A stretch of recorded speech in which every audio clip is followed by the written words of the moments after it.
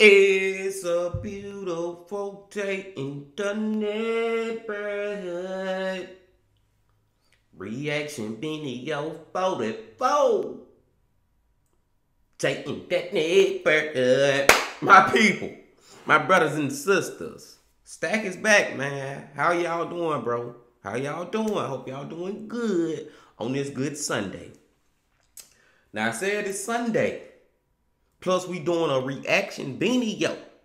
So y'all know who we gotta go back to. Mr. Ballin'. Back to Mr. Ballin', y'all, man. Back to fucking Mr. Ballin', bro. Mr. Ballin' Sundays continues. I digress. The name of this one is Top 3 Stories That Sound Fake But Are 100% Real. Part 5. I thought I watched all of them, but I ain't never watched part 5. So that's what we're going to do today. Just a little quick funny story on top of that is, Mr. Ballin' got a brand new video out. And I reacted to the whole thing, y'all. Finished the shit. Go look at the camera. The camera is not recording. So I'm like, oh my God. But fuck that. Hey, we can react to this one. And y'all just make sure y'all go watch that story, bro. That shit was crazy. But I'm pretty sure this shit going to be crazy too. Mr. Ballin' always got crazy shit going on, bro. These stories gonna sound fake, but they gonna be real, bro. So let's get into it, bro. Before we get into it, y'all gotta make sure that y'all get whatever you may need. Make sure you get what you need now. They go to fake, but ice, blizzard. I'm ready to go. Y'all got what y'all need? Then put that seatbelt on. Scrap up. Scrap it up now. Now I know y'all ready to go now. Then let's fucking do it. Today's top story is so wildly improbable that if there wasn't footage, nobody would believe it happened. Luckily, I've included the footage. But before we get into today's stories, if you're a fan of these strange, dark, and mysterious delivered in story format, then you've come to the right channel because that's all we do and we upload 3 or 4 times every week. So if that's of interest to you, please sneak into the like button's house and steal all of their sweatpants strings. Also, please subscribe to our channel and turn on all notifications so you don't miss any of our weekly uploads. All right, let's get into today's stories.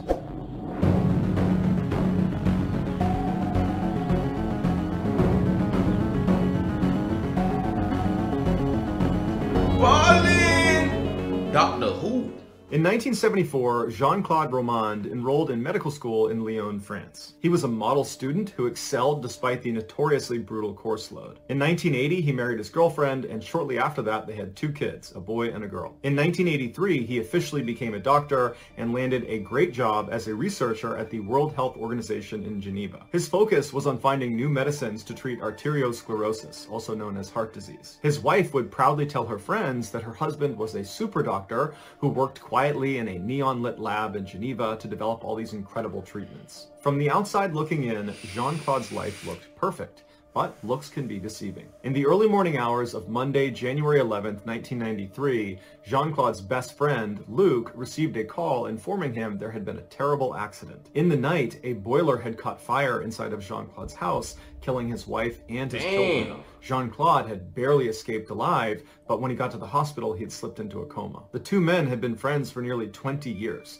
They were both doctors, they both got married at almost the exact same time, their kids had grown up together, and now Jean-Claude's family had been completely destroyed. Later that day, when Luc arrived at the hospital to see his friend, he was met with 2 policemen standing outside of his room, barring anyone from going inside. And when they realized Luc was his best friend, the policeman said, "Hey, can we actually pull you aside and talk to you about Jean-Claude?" And so Luc was confused, but he walked over and sat at a table with the 2 I don't think Jean-Claude is innocent. What y'all think? Let's go. officers, and they proceeded to tell him that the fire that had killed Jean-Claude's family had not been an accident. See? Jean-Claude was not a doctor. Jean-Claude had enrolled in medical school in Lyon back in the 1970s, but he failed to show up for his first year exam. And without passing that exam, you can't advance in medical school. And so the school allowed him to retake the year.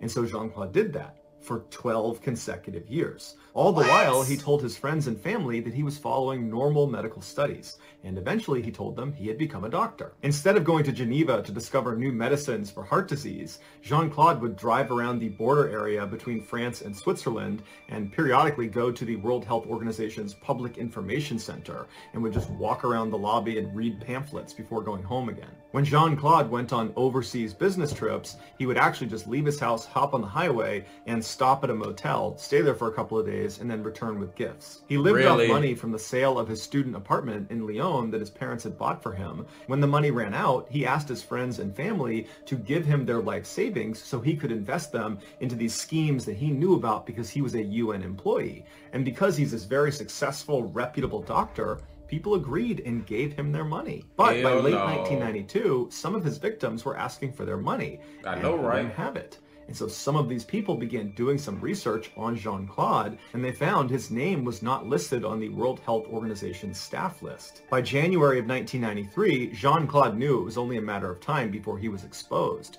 And to this point, he has been living this life for almost 20 years. His wife, his kids, his friends, his parents, everybody, he has told that he's this successful doctor, and that's all about to come crashing down. And the way he handles it is he drives to his parents' house and he kills his parents. Oh, what the fuck?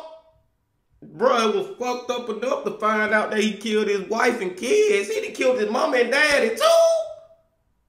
Man, that shit, these folk be crazy as hell, man. Let's go.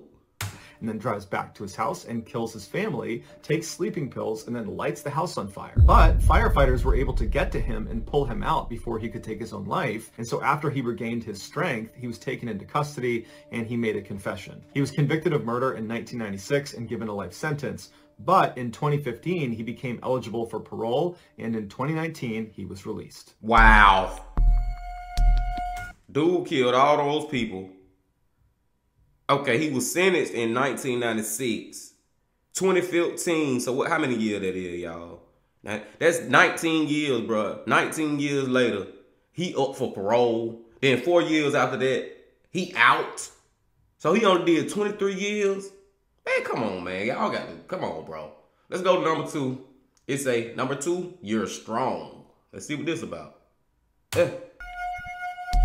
On September 6, 2006, 51-year-old Susan Kuhnhausen was returning from her job as an emergency room nurse in Portland, Oregon. On the way, she stopped at a hair salon to get her hair dyed. While she waited her turn, she picked up a magazine and a particular quote stood out to her. It said, "I will not live an unlived life. I will not live in fear." At the time, Susan was fighting with her husband, Mike. They had been married for nearly 18 years, and their marriage had become toxic, and Susan had finally gotten the courage up to tell Mike she wanted a divorce, and Mike did not want a divorce.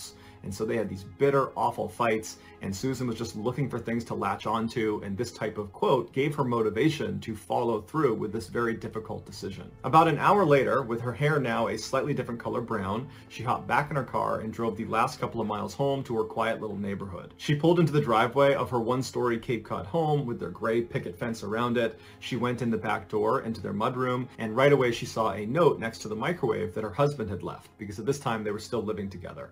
And the note just said, "Sue, I've had trouble sleeping. I've gone to the beach. I'll see you in a couple of days." She put the note down and then unlocked the door that led into the house, which was into the kitchen. And as soon as the door opened up, she heard the beeping sound of their security alarm. And then she walked all the way through the house to the front door. She unlocked it, went outside, and then checked their mail, and then went back inside the house. After she got back inside and had shut and locked the front door behind her, she kicked off her shoes and then began walking across the house towards the kitchen. She got about halfway there when she looked over to her left, and she noticed the first floor bedroom that they used as a guest room was really dark. And every morning before she left for work, she would open all the curtains around the house. And so in the evening, the sun would come into the house, they would be nice and bright. And so she's thinking to herself, did I forget to open the curtains in that room? Because it shouldn't be that dark. And as she's staring at the room, a man she didn't recognize walked out from behind the bedroom door and started walking towards her. He was medium height, medium build. He had a hat pulled down over his eyes. He had yellow rubber gloves on, and he was holding a hammer. And he began walking right towards her. For many people, the sight of a stranger inside of your home carrying a hammer would be enough to prompt you to turn around and run out of your house. but not Shit, or get right on their ass. Some might run, but some, hey, I'm gonna show you running. I'm gonna show your ass. I'm gonna show your bad ass coming up. I'm just talking, man. But not everybody gonna run. Some people gonna fight, man. Some people gonna fight or do something even worse. Let's go. not Sue. She had been an emergency room nurse for the past 30 years. And in that time, she had done things like crack open people's ribs to massage their hearts. She had administered IVs and thrashing patients that were suffering from withdrawals. And she and the other nurses she worked with trained regularly in self-defense. Oh, because so you just ready. never knew what was going to happen in the ER. You needed to be ready to slip chokeholds and defend yourself. She And so ready. here Sue was, staring down this intruder in her house with 30 years of preparation for this moment. And so Sue ran at this guy faster than he was coming at her, and it caught him off guard. She figured if she could just get up close to him, the power of the hammer strikes would be less. And so she rams into him, and she's about 5'5" and significantly outweighed him. He's about 5'9", maybe 200 pounds. And so she rams him into the wall. He hits her in the head once with the hammer, but it wasn't enough to subdue her or even knock her down. She barely felt it. And so she's holding on to him and she's screaming at him, "Who are you? What do you want?" Because there was a part of her that thought, this is a burglary. I'll just give you what you want. But the guy didn't say anything. And so Susan grabbed him and pushed even harder against the wall. And the man would say 2 words. It was the only 2 words he said the entire time. And it was, "You're strong." And Susan, when she heard that, it was like an adrenaline rush. She knew this guy was not trying to rob her. He was just trying to kill her. And she thought, no, I'm going to live. And she managed to wrestle the hammer away from him while pinning him against the wall, and then smashed him in the head 3 times with this hammer before he managed to get it back. But when he reached for the hammer, she grabbed his throat and began choking the life out of him. The man immediately went for his throat to get her hand off of him, so he was not trying to attack her. And Susan realized that she had him on the defensive, and she grabbed tighter and tighter around his throat. She moved her other hand up and really started crushing his windpipe. And then she screamed at him, "I'll call an ambulance if you tell me who sent you." And the man looked at her and just grunted at her. And so she continued to squeeze harder and harder until his face turned purple and his eyes rolled back. And she knew as an emergency room nurse, if she continued, she would kill him. And she wasn't really prepared to do that. And so she threw him to the ground. She turned and began to run towards the front door. But this guy jumped up and leapt after her, grabbed her by the ankle and tripped her to the ground. When she landed, she rolled over onto her back, and right on top of her is this guy wielding the hammer, and he's about to bring it down on her. And so she instinctively just You should have just gone and killed him while you had a chance. Let's go.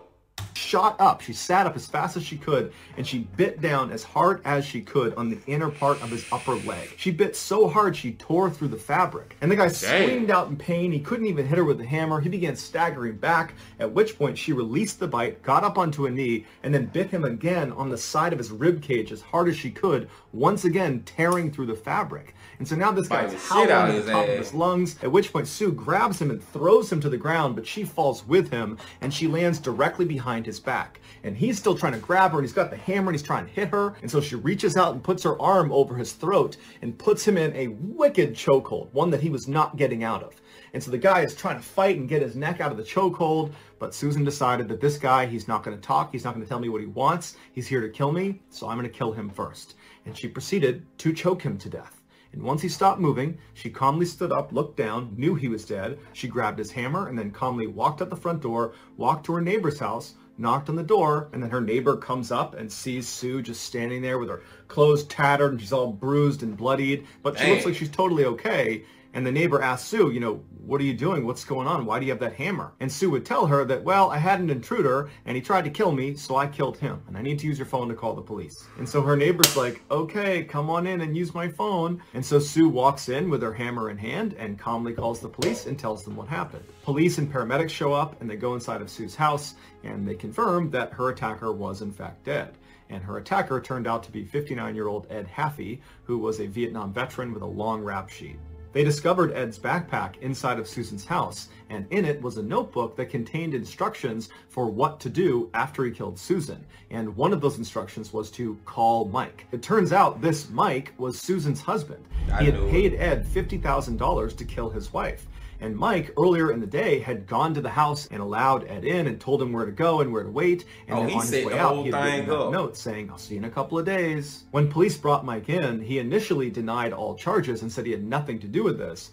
but he would eventually confess and then would be sentenced to 7 years in prison for soliciting to murder his wife. Although Mike never gave his exact motivations for why he actually did this, he would have been ruined financially during this divorce, but if Susan were to die, he would inherit the house. Immediately after his sentencing, Susan sued Mike for $1 million, claiming she wanted to make sure he didn't have any more money so that he couldn't go hire another hitman to finish the job. Susan didn't have to worry for very long though, because Mike would die shortly thereafter in prison.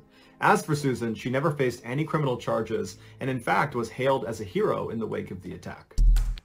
Bro, before we get to the last one, bro, I kind of thought it was Mike ass, bro. I kind of thought that. I ain't said it, but I kind of thought that. I'm like, yeah, he probably did, yeah. But yeah, the thing that killed me about when these people be setting up people to actually get killed, they don't get a lot of prison time, bro. I feel like that's pretty much attempted murder. Like you hiring somebody to kill somebody, I feel like you should get attempted murder charges. The man only got 7 years in prison because of that, bro. And he died in prison, but in those 7 years. But I'm just saying, he would have been out in 7 years. No, man, you gotta take a harder L than that for trying to attempt to have somebody else murder somebody, bro. Come on, bro. I digress, bro. We got one more to go.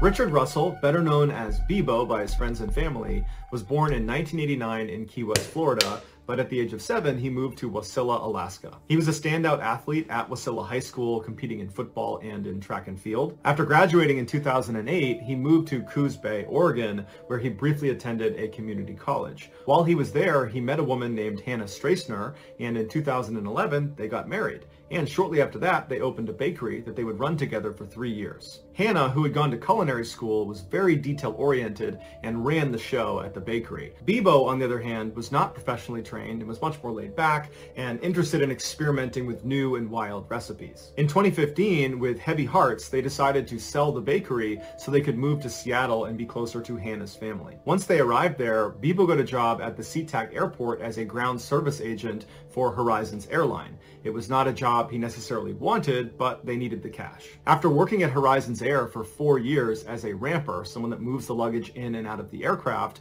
Bebo was given some additional responsibility. They asked him to be on a 2-person tow team. A tow team is in charge of moving airplanes around in between their flights. And so the way this works is one person goes down and drives the actual tow vehicle and hooks that up to the airplane and begins moving it around, and the other person would go up into the cockpit, turn the plane on, and then work a couple of very basic systems to help get the plane to go where it needs to go. The members of a tow team are one of the very few number of people that are allowed to go into the cockpit of an aircraft by themselves. And so Bebo really relished this opportunity, and when he was up there, he found himself fascinated with all the controls, and any chance he got, he would ask a pilot, if they were inside of the aircraft, to teach him what some of these controls were. But one time, Bebo was flipping some of the switches in the cockpit that he was not supposed to touch, that other pilots had told him about, and the pilot of this particular plane caught him doing it, took exception to it, and reported him. But surprisingly, there were no repercussions. It was just really embarrassing for Bebo. Like many of the other ground service agents working at Horizon Airlines,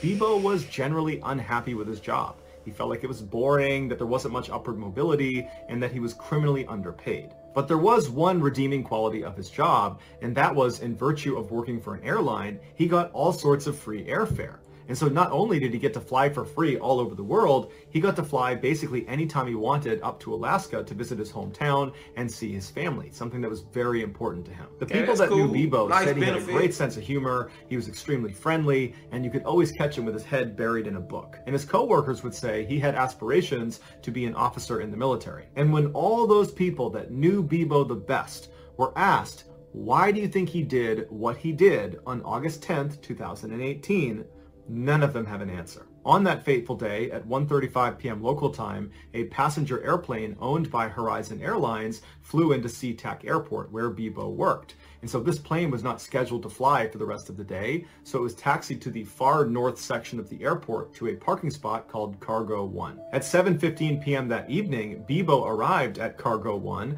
and he climbed inside the empty aircraft and made his way into the cockpit. He followed the startup procedure until the plane was on and the propellers were starting to turn. He hopped out of the plane, got in his tow vehicle and used it to turn the plane around so its nose was pointed towards the airfield. He moved the tow vehicle out of the way. And then I know this man ain't finna try to fly a fucking plane, bro. Like, why would he do this, man? I know this man is not finna try to fly a fucking plane, bro. No experience, no nothing. He just wake up one day, yeah, I'm just gonna go and take off with this plane. Really, bro? Let's go. And climbed back inside the aircraft, shut it behind him, and got in the cockpit and began taxiing out towards the runway. For the next few minutes, air traffic control bombarded Bebo over the radio, asking him, "What are you doing? This is unauthorized movement. You should not be heading towards the runway right now." But Bebo never responded. Instead, he just continued on until he reached the beginning of the runway, at which point, despite having no flight experience, minus some video games and fiddling with some switches in the cockpit while he was in the tow team, he managed to go full throttle and get this plane careening down the runway and successfully took off. But that was nothing compared to what he did next. Over the course of his 1 hour-long flight, he expertly performed backflips and barrel rolls and these huge loops in the sky, dangerous maneuvers that even expert pilots might risk stalling the plane and crashing. But he didn't. It was like he'd been doing this his whole life. Onlookers on the ground were shocked to see this passenger airline performing these ridiculous stunts so low to the ground that all over Seattle, you had people filming this plane and posting it to social media. So in real time, it was like the world was made aware of Bebo up in the sky.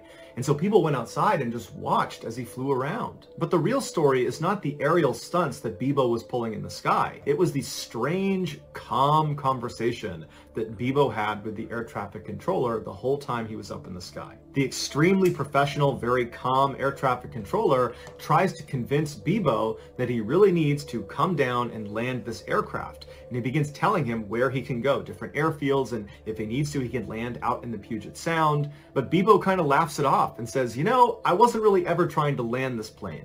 I just wanted to do a couple maneuvers before I put it down." And so as Bebo soared through the sky, this controller tries in vain to convince Bebo to stop what he's doing, and Bebo's just completely ignoring him and cracking jokes with him and telling him how he just loves the scenery up there and how beautiful it is. And then at one point, Bebo becomes remorseful, and he says to the controller that he really hopes he hasn't ruined his day, and he feels really bad for the people that he's inevitably going to hurt. And then in Bebo's most poignant moment, he tells the controller that he's just a broken guy, and he's got a couple of screws loose, and he didn't know it until now. Towards the end of the flight, Bebo tells the controller that he's going to try for one more barrel roll, and if it goes well, he's going to go nose down and call it a night. The controller tries to convince him that it's still possible to try to land, but at this point, Bebo's not listening. At 8:45 p.m., the nose of the plane was seen pointed straight down at the earth. 1 minute later, at 8:46 p.m., Bebo intentionally crashed into a small island off the coast of Seattle.